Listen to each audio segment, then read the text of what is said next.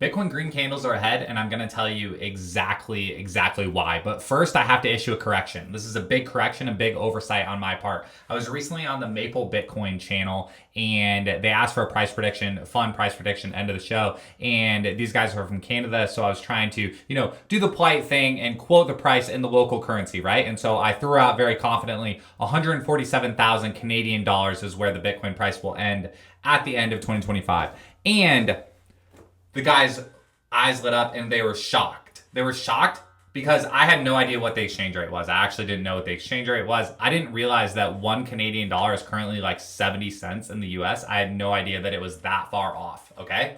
And that is the exact reason why there's green days ahead. That's exactly why there's green days ahead for Bitcoin, because fiat money doesn't work. Fiat money straight up does not work, and the supply of it is very random and just created by small committees in every single country. Choose the price of their fiat money, choose how the loans work in their fiat money, choose all that stuff, right? And so you have little committees of people trying to do all this stuff. Whereas Bitcoin is the opposite. Bitcoin's the opposite. It's a fixed monetary policy that is put on the internet that everyone that participates in the software already understands. And that's why it's a better management system for me and you exchanging value and talking about value together. If you're new to the channel, thanks so much for being here. Please leave a comment telling us that you're new and tell us the kind of that main thing that can help you, that you're just, what are you looking to find out? Because I can help you get over that. Because I've been watching Bitcoin YouTube videos for 10 years now. I've been making YouTube videos and I've talked to thousands of Bitcoiners, both in person and online. So I do know exactly how to help at whatever stage of your Bitcoin journey you are, right? And here's an illustration that I want to lay out that I run through sometimes, and it's this. So say you understand the fundamentals of what we just went over, of like fiat money is like infinite, Bitcoin fixed supply, so there's that, right? Say you fundamentally understand that. But then, okay, what are you supposed to do with that? What are you supposed to do with that information? Or like still kind of looking for that, like, why is it different than stocks? Like, why is it different than stocks? It's different than stocks because there is no CEO.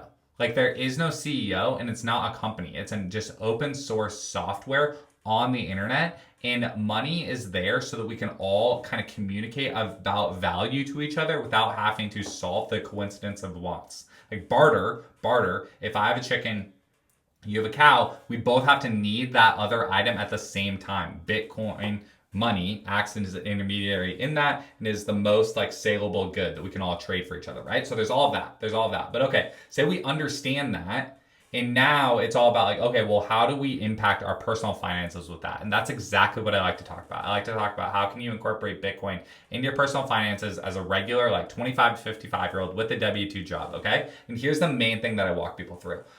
People that have been in Bitcoin for a long time, they've already, like, Bitcoin works as long-term savings. Bitcoin works as long-term savings because you don't have to deal with volatility up and down, and it generally trends up, and it's recently been going up at like a 50 to 60% CAGR, making it the best performing asset of the last 10 years, right? So there's that. So people that have been in Bitcoin for a long time, 100% of their long-term savings, of their retirement savings, is like allocated to Bitcoin because they believe it's the apex asset that goes the fastest, right? Okay.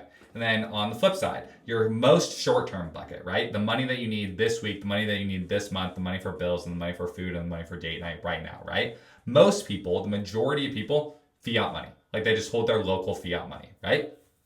The middle bucket is where things get really interesting. And this is the question that I love to ask people. It's like, okay, say you were saving for your property taxes due in like 5 months, or say you have a Christmas vacation coming up in like 4 months away, or say you have, XYZ big backyard purchase you're gonna pay for in 8 months.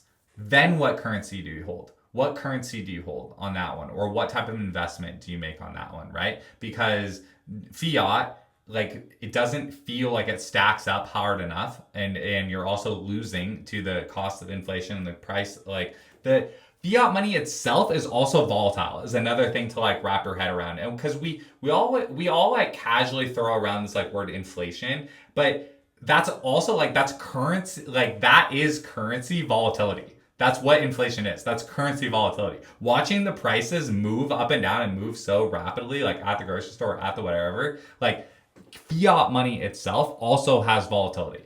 And the more that you begin to wrap your head around that is what's going to then create your ability in this middle bucket to deal with the volatility of Bitcoin, right? And so what I encourage people to do is I encourage people to just ask themselves that, like, what percent of that middle bucket, that kind of medium term savings, do you allocate to fiat money versus allocate to Bitcoin, right?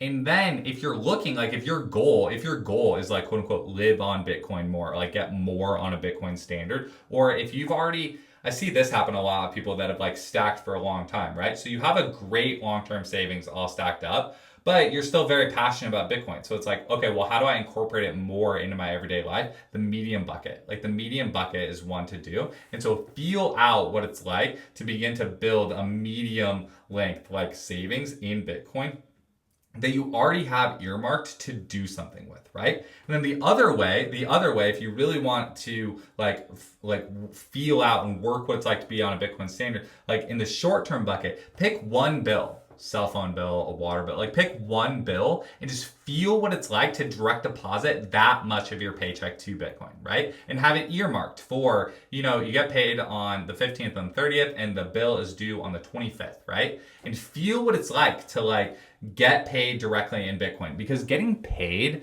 getting your paycheck in Bitcoin, honestly, is what it helps transition your mind. Like it helps transition your mind into, this is a currency, it's better than fiat. I'm choosing at the point of being paid for my labor, like tangibly at the most base level, which currency is better for my labor, and that will really begin to like work the gears in your head. And so 3 ways is get paid in Bitcoin, test the short-term bucket with one bill, and then really take a look at this medium-term bucket of what your goals are in the medium term and practice saving in Bitcoin for those medium goals.